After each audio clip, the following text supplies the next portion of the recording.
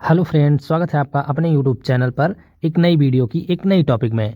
इस वीडियो में हम पढ़ेंगे अर्थशास्त्र इकोनॉमिक्स से जीके के 20 मोस्ट इंपॉर्टेंट क्वेश्चंस पार्ट 6। इसके पहले हमने पार्ट कराए हैं जिसमें भी बहुत ही इंपॉर्टेंट क्वेश्चंस थे। अगर आपने वो वीडियो नहीं देखा है तो जाके चैनल की प्लेलिस्ट में देख लीजिए। तो चलिए शुरू करते हैं पार्ट 6 क्वेश्चन नंबर 101 से।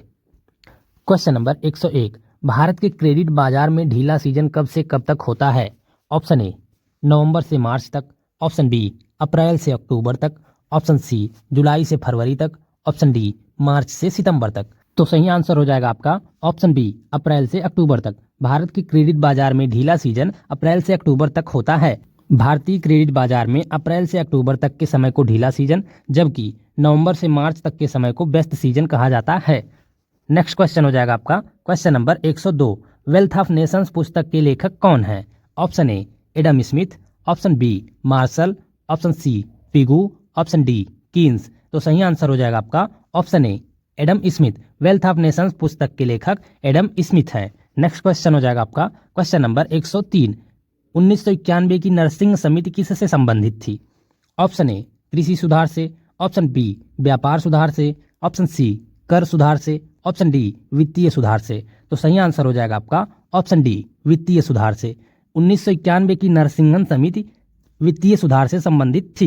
1991 के आर्थिक संकट के समय भारत में वित्तीय क्षेत्र में सुधार के लिए वित्तीय क्षेत्र सुधार समिति या नरसिंहन समिति बनाई गई। समिति ने 1992 और 1998 में 2 रिपोर्ट जमा की, जिसने बैंकिंग क्षेत्र की दक्षता और व्यवहार्यता को बढ़ाने पर महत्वपूर्ण जोर दिया। नेक्स्ट क्वेश्चन हो जाएगा आपका क्वेश्चन नंबर 104, केंद्रीय आर्थिक खुफिया ब्यूरो की स्थापना कब हुई? ऑप्शन ए 1975 ईस्वी में, ऑप्शन बी 1980 ईस्वी में, ऑप्शन सी 1985 ईस्वी में, ऑप्शन डी 1992 ईस्वी में। तो सही आंसर हो जाएगा आपका ऑप्शन सी 1985 ईस्वी में। केंद्रीय आर्थिक खुफिया ब्यूरो की स्थापना 1985 ईस्वी में हुई। Central economic intelligence bureau CIIB एक भारतीय खुफिया एजेंसी है जो सूचना एकत्र करने और आर्थिक अपराधों और युद्ध के लिए आर्थिक और वित्तीय क्षेत्रों की निगरानी के लिए है। नेक्स्ट क्वेश्चन हो जाएगा आपका क्वेश्चन नंबर 105, भारत में माइक्रो क्रेडिट किस श्रेणी के अंतर्गत आता है?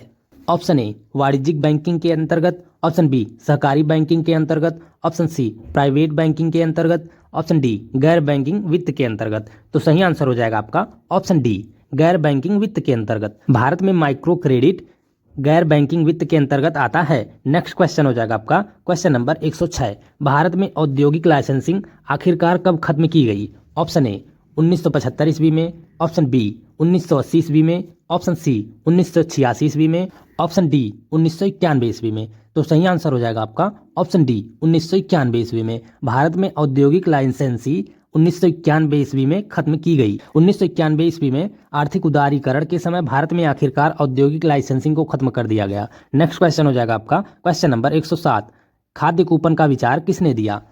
ऑप्शन ए सी रंगराजन ने, ऑप्शन बी सुब्बा राव ने, ऑप्शन सी नंदन नीलकेनी ने, ऑप्शन डी कौशिक बसु ने। तो सही आंसर हो जाएगा आपका ऑप्शन डी कौशिक बसु ने। खाद्य कूपन का विचार कौशिक बसु ने दिया। नेक्स्ट क्वेश्चन हो जाएगा आपका क्वेश्चन नंबर 108, भारत की राष्ट्रीय आय का मुख्य स्रोत है? ऑप्शन ए कृषि क्षेत्र का, ऑप्शन बी सेवा क्षेत्र का, ऑप्शन सी उद्योग क्षेत्र का, ऑप्शन डी व्यापार क्षेत्र का। तो सही आंसर हो जाएगा आपका ऑप्शन बी सेवा क्षेत्र का। भारत की राष्ट्रीय आय सेवा क्षेत्र का मुख्य स्रोत है। नेक्स्ट क्वेश्चन हो जाएगा आपका question number 109, planning and the poor पुस्तक के लेखक कौन है? Option A David Ricardo, option B BS Minhas, option C Gunnar Myrdal, option D George Bernard Shaw. तो सही आंसर हो जाएगा आपका option B BS Minhas. Planning and the poor पुस्तक के लेखक BS मिन्हास हैं। नेक्स्ट क्वेश्चन हो जाएगा आपका क्वेश्चन नंबर 110, वर्तमान में भारत की राष्ट्रीय आय में किस क्षेत्र का सर्वाधिक योगदान है? ऑप्शन ए कृषि क्षेत्र का,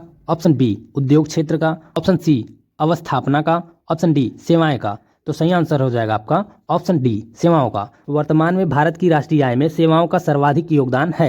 नेक्स्ट क्वेश्चन हो जाएगा आपका क्वेश्चन नंबर 111, जैसे जैसे अर्थव्यवस्था विकसित होती है राष्ट्रीय आय में तृतीय क्षेत्र का योगदान? ऑप्शन ए घटता है तत्पश्चात बढ़ता है, ऑप्शन बी बढ़ता है तत्पश्चात घटता है, ऑप्शन सी बढ़ता जाता है, ऑप्शन डी घटता जाता है। तो सही आंसर हो जाएगा आपका ऑप्शन सी बढ़ता जाता है। जैसे जैसे अर्थव्यवस्था विकसित होती है राष्ट्रीय आय में तृतीय क्षेत्र का योगदान बढ़ता जाता है। नेक्स्ट क्वेश्चन हो जाएगा आपका क्वेश्चन नंबर 112, देश में राष्ट्रीय न्यायाधीश NSS की स्थापना कब हुई? ऑप्शन ए 1949 ईस्वी में, ऑप्शन बी 1950 ईस्वी में, ऑप्शन सी 1951 ईस्वी में, ऑप्शन डी 1956 ईस्वी में। तो सही आंसर हो जाएगा आपका ऑप्शन बी 1950 ईस्वी में। देश में राष्ट्रीय न्यायाधीश NSS की स्थापना 1950 ईस्वी में हुई। नेक्स्ट क्वेश्चन हो जाएगा आपका क्वेश्चन नंबर 113। केंद्रीय सांख्यिकी संगठन CSO की स्थापना कब हुई? ऑप्शन ए 1950 ईस्वी में, ऑप्शन बी 1951 ईस्वी में, ऑप्शन सी 1952 ईस्वी में, ऑप्शन डी 1956 ईस्वी में। तो सही आंसर हो जाएगा आपका ऑप्शन बी 1951 ईस्वी में। केंद्रीय सांख्यिकी संगठन CSO की स्थापना 1951 ईस्वी में हुई। नेक्स्ट क्वेश्चन हो जाएगा आपका क्वेश्चन नंबर 114। राष्ट्रीय आय है ऑप्शन ए बाजार मूल्य पर निबल राष्ट्रीय उत्पाद, ऑप्शन बी उत्पादन लागत पर निबल राष्ट्रीय उत्पाद, ऑप्शन सी बाजार मूल्य पर निबल देशीय उत्पाद, ऑप्शन डी उत्पादन लागत पर निबल देशीय उत्पाद। तो सही आंसर हो जाएगा आपका ऑप्शन बी उत्पादन लागत पर निबल राष्ट्रीय उत्पाद। राष्ट्रीय आय उत्पादन लागत पर निबल राष्ट्रीय उत्पाद है। नेक्स्ट क्वेश्चन हो जाएगा आपका क्वेश्चन नंबर 115। किस राज्य की प्रति व्यक्ति आय सबसे अधिक है? ऑप्शन ए गोवा की, ऑप्शन बी पंजाब की, ऑप्शन सी महाराष्ट्र की, ऑप्शन डी गुजरात की। तो सही आंसर हो जाएगा आपका ऑप्शन ए गोवा की। गोवा राज्य की प्रति व्यक्ति आय सबसे अधिक है। नेक्स्ट क्वेश्चन हो जाएगा आपका क्वेश्चन नंबर 116। भारत में चालू मूल्यों पर प्रति व्यक्ति न्यूनतम आय वाला राज्य है? Option A Bihar, option B Orissa, option C Rajasthan, option D Gujarat. तो सही आंसर हो जाएगा आपका ऑप्शन ए बिहार। भारत में चालू मूल्यों पर प्रति व्यक्ति न्यूनतम आय वाला राज्य बिहार है। नेक्स्ट क्वेश्चन हो जाएगा आपका क्वेश्चन नंबर 117। 1967-68 में भारत में प्रति व्यक्ति आय 20 रुपये थी। यह सर्वप्रथम अभिनिश्चित किया? ऑप्शन ए MG रानाडे ने, option B sir W Hunter ने, ऑप्शन सी RC दत्त ने, ऑप्शन डी दादा भाई नौरोजी ने। तो सही आंसर हो जाएगा आपका ऑप्शन डी दादा भाई नौरोजी ने। 1967-68 में भारत में प्रति व्यक्ति आय 20 रुपये थी। यह सर्वप्रथम दादा भाई नौरोजी ने अभिनिश्चित किया था। नेक्स्ट क्वेश्चन हो जाएगा आपका क्वेश्चन नंबर 118। ड्रेन का सिद्धांत द थ्योरी ऑफ ड्रेन किसने प्रतिपादित किया था? ऑप्शन ए बाल गंगाधर तिलक ने, ऑप्शन बी दादा भाई नौरोजी ने, ऑप्शन सी गोपाल कृष्ण गोखले ने, ऑप्शन डी गोविंद रानाडे ने। तो सही आंसर हो जाएगा आपका ऑप्शन बी दादा भाई नौरोजी ने। ड्रेन का सिद्धांत द थ्योरी ऑफ ड्रेन दादा भाई नौरोजी ने प्रतिपादित किया था। नेक्स्ट क्वेश्चन हो जाएगा आपका क्वेश्चन नंबर 119। भारत में राष्ट्रीय आय की गणना में किस विधि का प्रयोग किया जाता है? ऑप्शन ए उत्पत्ति गणना विधि का, ऑप्शन बी आय विधि का, ऑप्शन सी उपर्युक्त दोनों का, ऑप्शन डी इनमें से कोई नहीं। तो सही आंसर हो जाएगा आपका ऑप्शन सी उपर्युक्त दोनों का। भारत में राष्ट्रीय आय की गणना में उत्पत्ति गणना विधि का और आय विधि दोनों का प्रयोग किया जाता है। नेक्स्ट क्वेश्चन हो जाएगा आपका क्वेश्चन नंबर 120। हिंदू वृद्धि दर किससे संबंधित है? ऑप्शन ए प्रति व्यक्ति आय से, ऑप्शन बी राष्ट्रीय आय से, ऑप्शन सी साक्षरता से, ऑप्शन डी जनसंख्या से। तो सही आंसर हो जाएगा आपका ऑप्शन बी राष्ट्रीय आय से। हिंदू वृद्धि दर राष्ट्रीय आय से संबंधित है।